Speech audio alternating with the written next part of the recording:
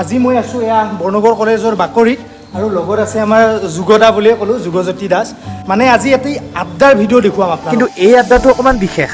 ভিডিঅ'টো এণ্ডলৈকে চালে আপোনালোকে গমেই পাই যাব আহি পালে লগতে মানে এতিয়া ভিতৰলৈকে সোমাই যাওঁ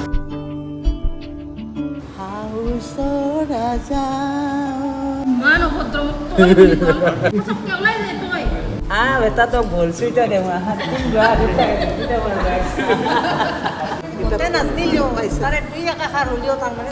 আমাৰ এই বৈঠকৰ মুখ্য মানুহ মানে জ্যোতিৰ্ময় দা তেখেতৰ ওচৰলৈকে যাওঁ আৰু তেখেতে ভালকৈ বুজাই দিব আপোনালোকক আমাৰ যিটো কামৰূপ অঞ্চল যিটো আৰু গোটেই পশ্চিম অসম তাতে অলপ যদিও পাৰ্থক্য আছে মোটামুটি আমি এটা ভাষাই ব্যৱহাৰ কৰোঁ যিটো কামৰূপী বুলি কয় বা কামৰূপীয়া বুলি কয় তো সেই ভাষাটোত বিভিন্ন যি ধৰণৰ কাম কাজ হৈ আছে চিৰিয়াছ কাম চিনেমা নাটক কবিতা গল্প ব্লগিং ইত্যাদি যিবিলাক কাম হৈ আছে আমাৰ কাম আছিল মোৰ ইচ্ছা আছিল যে গোটেইখিনি মানুহ আমি একত্ৰিত কৰোঁ গতিকে India Foundation for the Arts নামৰ অনুষ্ঠান এটাৰ পৰা অলপ সহযোগ পালোঁ যি আমি গোট খালোঁ গোটেই এনেহেন মানুহখিনি যি কামৰূপী ভাষা ব্যৱহাৰ কৰি চিৰিয়াছ কাম কৰি আছে বহুত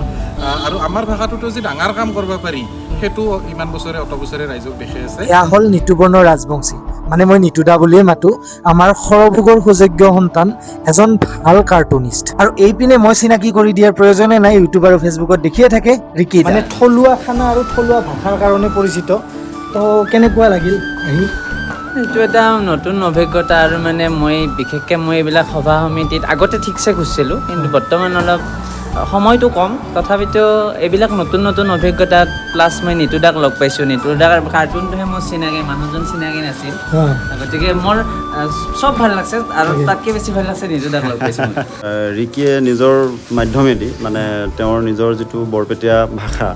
সেই বৰপেটীয়া ভাষাটোৰ যিটো তাৰ ধ্ৰুপদী উপস্থাপন সেই উপস্থাপনাৰে তেওঁ খাদ্য সংক্ৰান্ত আমাৰ থলুৱা যিখিনি খাদ্য আৰু তেওঁৰ মাকক লৈ পেলাই থলুৱা গীত মাত খাদ্যৰ মাজেদি সেইবিলাক আমাৰ কাৰণে এটা খুব ডাঙৰ সম্পদ গতিকে ৰিকিক লগ পাই আৰু আমাৰো বহুত ভাল লাগে আৰু এয়া হ'ল খুৰী মানে ৰিকিদাৰ মাক আৰু এয়া হ'ল পৰিস্মিতা এছিষ্ট কৰি আছে গোটেইখিনি আচলতে ভাল লগা কাম বহুত কিবা কিবি কৰি থাকোঁ মই চিনেমাৰ লগত জড়িত শেহতীয়া জাহ্নু বৰুৱা ছাৰৰ চিনেমাখনত মই তেওঁক তাকেই কওঁ বুলি ভাবি আছিলোঁ পৰিস্মিতাই আমাৰ অসমৰ প্ৰখ্যাত ডিৰেক্টৰ জাহ্নু বৰুৱা ছাৰৰ লগত হেৰুৱা চন্দ্ৰ নামৰ ফিল্মখনত এছিষ্টেণ্ট ডিৰেক্টৰ হিচাপে কাম কৰিছে বাই বাই দিলোঁ ইয়াতে খুৰী আপোনালোকে যাব তো ইয়াতে ভিডিঅ'তে বাই বাই দি দিলোঁ তো ভিডিঅ'টো ইমানলৈকে আছিলে যদি ভাল লাগে শ্বেয়াৰ কৰি দিব আৰু লাইক কৰিব আৰু ফ'ল' কৰিবলৈ নাপাহৰিব বাই বাই